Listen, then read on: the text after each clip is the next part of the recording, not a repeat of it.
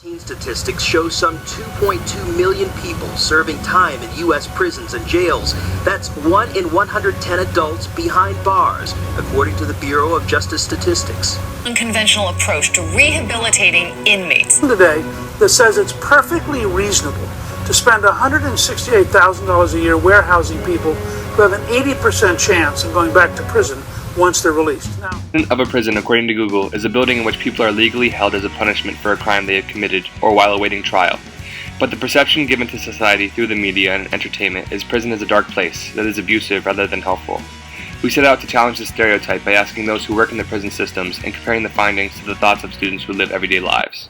When you think of prison systems in America, what comes to mind? The first thing I think of are like the heavy-duty lockdown drills, not just like your regular county jails, but like the ones where they send the type 1 criminals.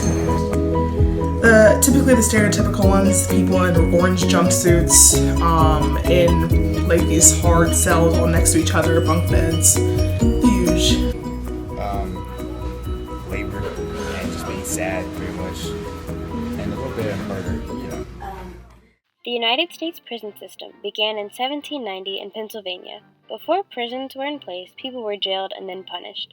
Criminals did not stay long-term in jails before 1790. Prisoners worked in the prison and did hard labor as a means to rehabilitate back into society. Do you believe that prison helps or hinders a person? I feel like it would be helping in a sense, especially for people who committed those more serious crimes, because in a way it's putting them in an area where they would be able to hopefully reflect on what they've done. But in some cases I understand how people might think it would hinder them, but at the same time you put yourself in prison in a way. Most people who put themselves in prison deserve it. I think prison helps in a way because a lot of people tend to get into prison because they're given a lot of resources that they wouldn't actually have because of their status in society. So I feel as though people take advantage of what prison gives to you, and then again, if people are charged and they're actually ranked higher in society, it hinders them because they're not given as many privileges. But overall, as a person, I think it hinders a person because they're treated so terribly inside. They're not given the same rights, and it makes one want to lash out more. I think it helps because I've had a couple family members that have been in prison. They've come out slightly better than they were before when they went in. I wouldn't say it helps a lot, but I think it helps more than it hinders. The growth of U.S. corrections did not come overnight and did not come from the government alone. Since the 1970s, federal and state correction agencies have consistently struggled to meet increased demands brought on by the U.S. Department of Justice and strict drug laws. The original intent of prisons was always to rehabilitate inmates so they would not be repeat offenders.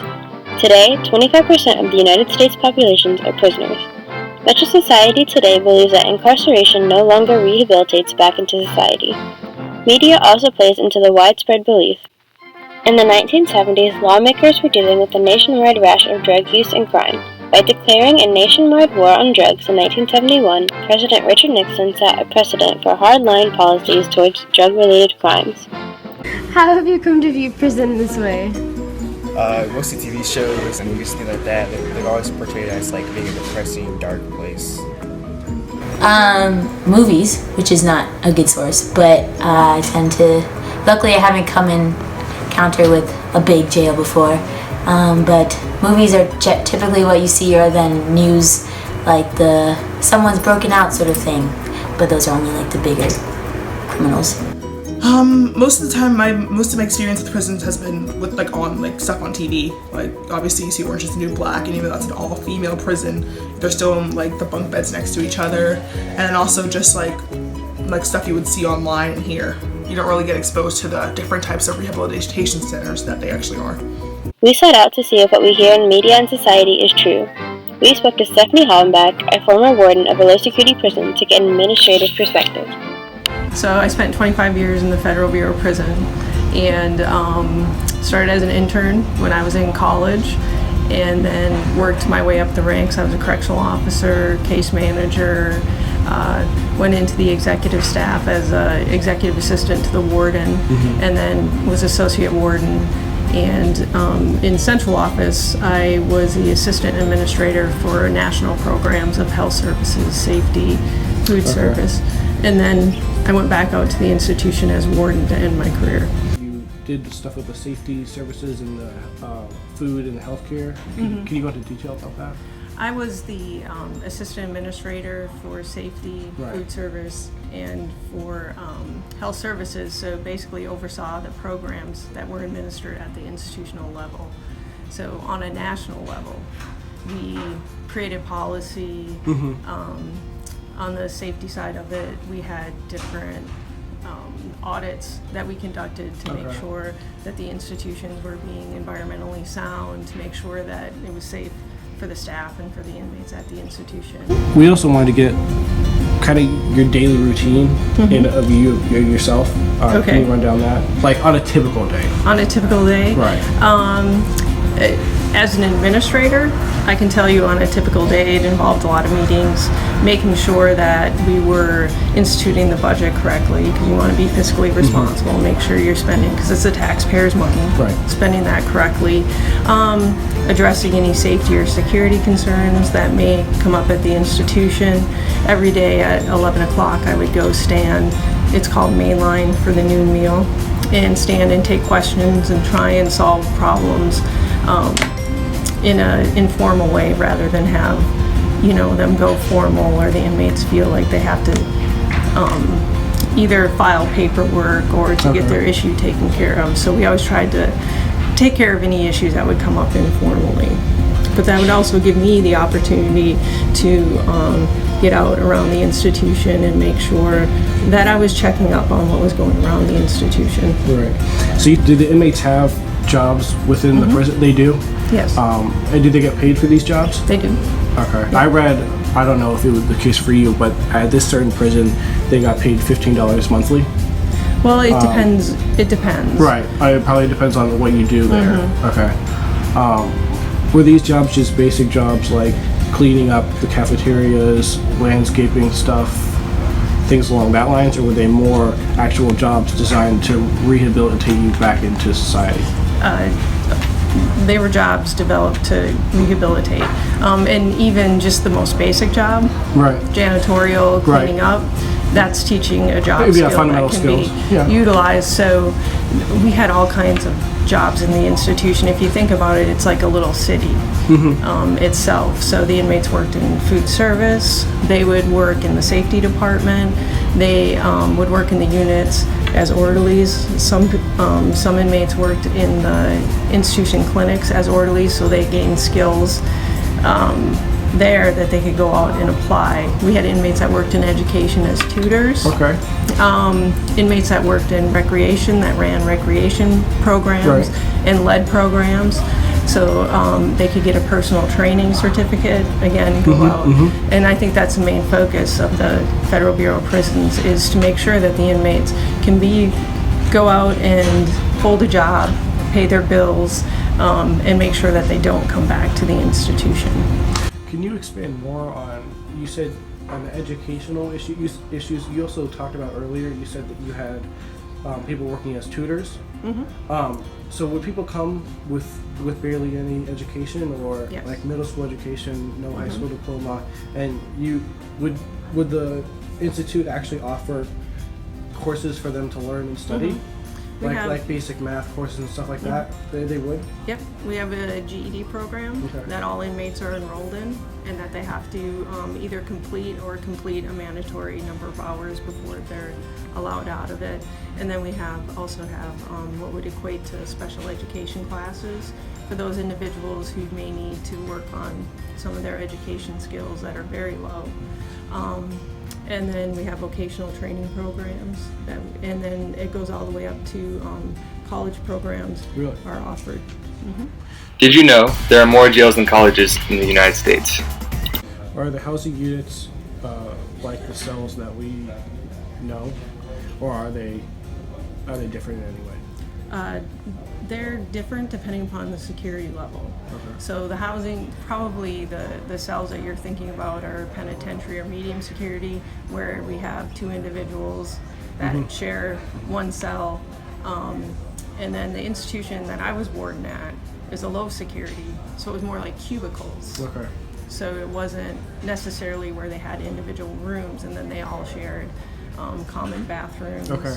Like, things of that okay. nature. So was it like a little dorm? It is. Okay. Yeah, it is somewhat like Yeah. in the lower securities and the minimum securities. Right. It is a dorm setting. Once you go to medium security and high security, then you get in the situation where. Right. We thought this would be like is that the incarceration in America is a whole lot stricter, but from your experience, it feels like it's designed to that was our whole idea is it designed to rehabilitate you or Yes. rehabilitate you? That's and our- from you, it's sounding like it is designed to rehabilitate you. Yeah, if you look at the mission statement of the Bureau of Prisons, it's we want to incarcerate the individuals in the security level that best fits them. So you want to keep them in, if they're minimum security, we want to keep Right. them in minimum security, provide them with the most opportunities. And then from there, we do have individuals that are at minimum securities that are cleared and that do go out into the community and work in different jobs and then come back to the institution each day. So you public's eye, when they see someone go to an actual penitentiary, your view is like you're done for life. But what you're saying is you could actually work down and eventually be integrated back into society. 97% of the prison population federal is going to release back into the community. Wow. So it is our job to make sure that, they become productive, Right. that they can hold on a job, that any kind of deficit, they've dealt with that so that they can get back out, be with their family, be in the community, be productive, and not come back to prison. We had an interview with a federal corrections officer from the Metropolitan Detention Center in Brooklyn. This is what they had to say about working in prison for both them and the inmates. They asked us not to be recorded, so we've replaced their voice with a robotic voice. This is the story. What is your daily routine? That depends on the shift. We are really the first line of defense with the inmates, so depending on what shift you have different duties. But the main goal is to provide inmates with what they basically require, what they need, while keeping them in prison. Keeping them and people from outside safe. Do you have any problems with rehabilitation?